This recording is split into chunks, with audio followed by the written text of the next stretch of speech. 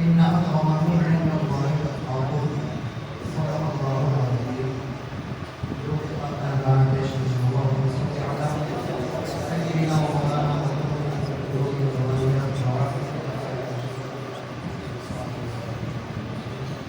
صلاة والسلام عليك يا رسول الله صلى الله تعالى عليه وسلم. آج کی یہ تقریر تقسیم انعامات سے متعلق ہے. ششماہی امتحان میں جن حضرات نے نمایاں کامیابیاں حاصل کی ہیں ان کی حوصلہ افزائی بھی مقصود ہے، اور جو طلبا کسی عذر یا پریشانی کی وجہ سے ناکامی کا سامنا کیے ہیں ان طلبا کے لیے یہ درس اور عبرت بھی ہے تاکہ وہ آگے مزید محنت کا جذبہ اپنے اندر کریں. ششماہی امتحان آپ کی نظروں سے گزرا، آپ نے کیا کامیابیاں حاصل کی ہیں، کیا پایا، کیا کھوجا، اس کا اندازہ آپ کو بھی ہوا اور ہمیں بھی اس کا احساس ہوا. میں نے ابھی آپ کے سامنے قرآن مقدس کی آیت تلاوت کی ہے کہ ان اکرمکم عند اللہ اتقاکم، تم میں اللہ کے نزدیک سب سے معزز وہ ہے جو اللہ کے نزدیک سب سے زیادہ متقی ہے. تقویٰ علم کے بغیر نہیں ہے، علم کے بغیر عمل نہیں ہے، اور عمل کے بغیر تقویٰ نہیں ہے. تو یقیناً علم یہ تقویٰ کی طرف پہلا زینہ ہے. جس نے اللہ تعالیٰ کا جتنا علم حاصل کیا وہ اللہ تبارک و تعالیٰ سے اس قدر خوف کھاتا تھا اور اس کے اندر تقویٰ میں اسی قدر اضافہ ہوتا تھا. بلا شبہ آپ کے یہاں آنے کا مقصد علم حاصل کرنا ہے، دین و شریعت کا علم حاصل کرنا ہے، اور اس علم کو حاصل کر کے اس پہ عمل کرنا ہے اور اس کا پیغام کائنات میں عام ہو.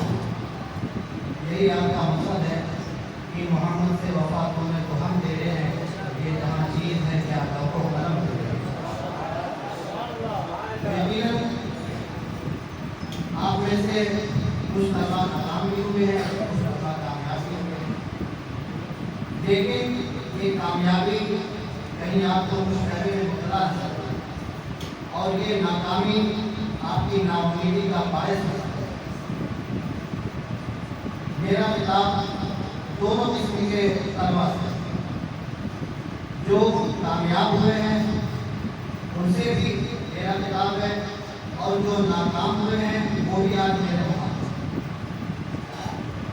جو طالب علم کامیاب ہوئے ہیں انہیں اپنی اس کامیابی کو مزید آگے کی راہ ہموار کرنے کے لیے ذریعہ سمجھنا چاہیے.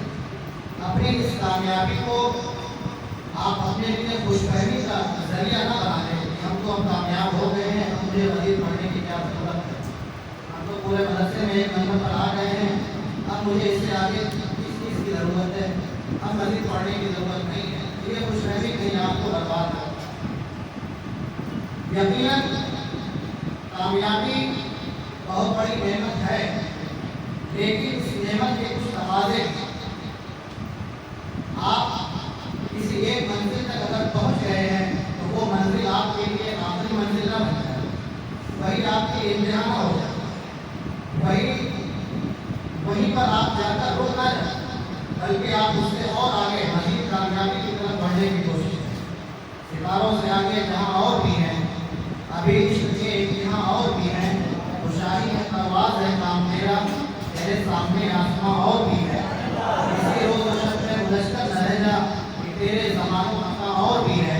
انات نہ کر عالم رنگ و بو پر، چمن اور بھی آشیاں اور بھی ہے.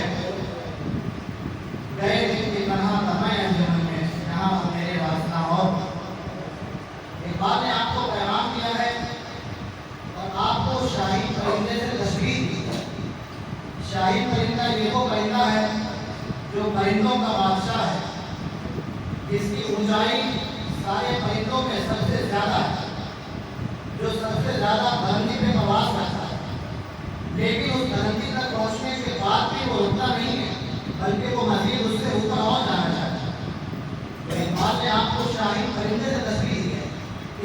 کامیابی تک پہنچ کر آپ کو رکنا نہیں ہے، بلکہ اس سے آگے آپ کو اور جانا ہے۔ نہیں تیرا نشیمن قصر سلطانی کے گنبد پر، تو شاہی ہے بصیرت پہاڑوں کی طرح۔ شاہی پرندے سے تشبیہ اقبال نے دی تھی۔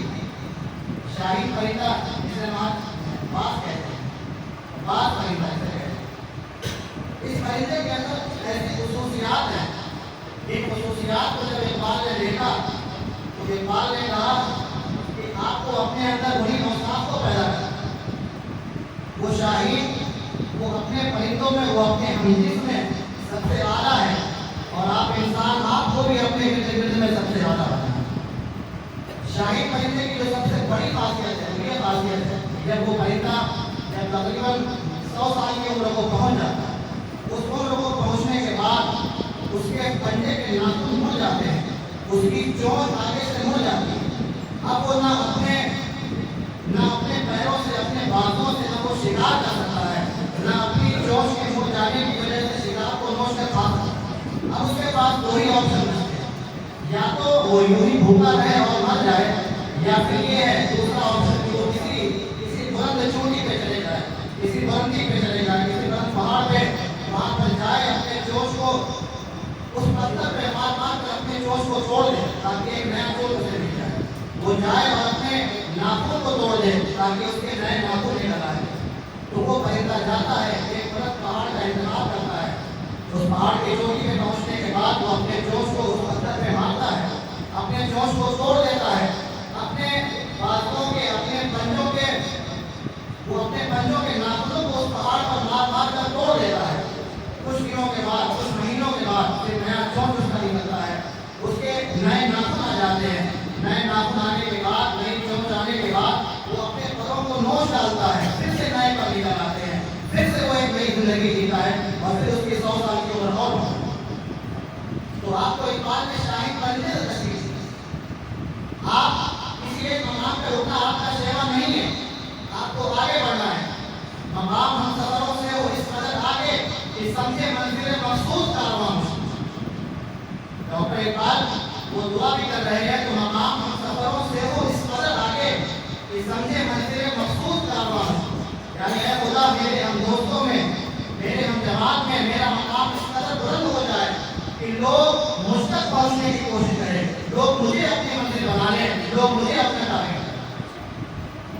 تو یقیناً آپ میں سے جو طلبا کامیاب ہوئے ہیں قابل مبارکباد ہے، لیکن یہ کامیابی آپ کو خوش فہمی میں مبتلا نہ کرے، بلکہ اس کامیابی کو اپنے لیے، آپ اپنے آگے کے لیے اس کو ذریعہ بنائیں۔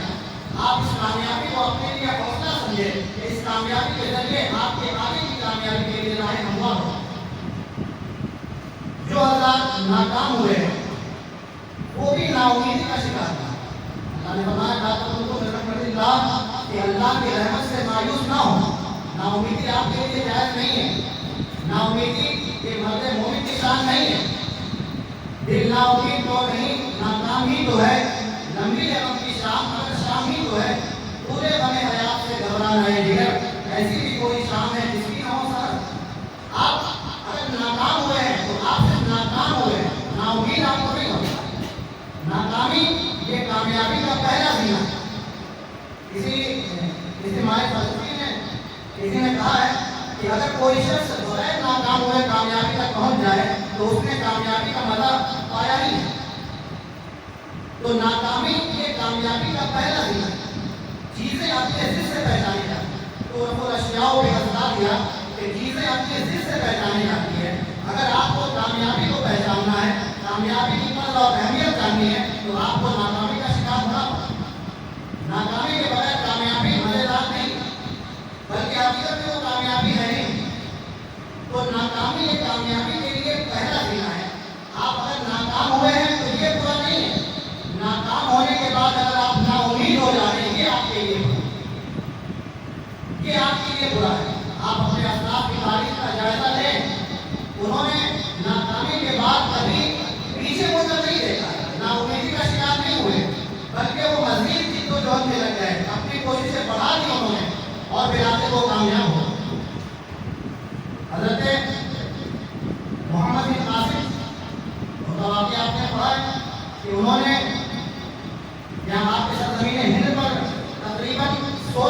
حملہ کیا، 16 مرتبہ حملہ کرنے کے بعد بھی وہ ناکام ہوا۔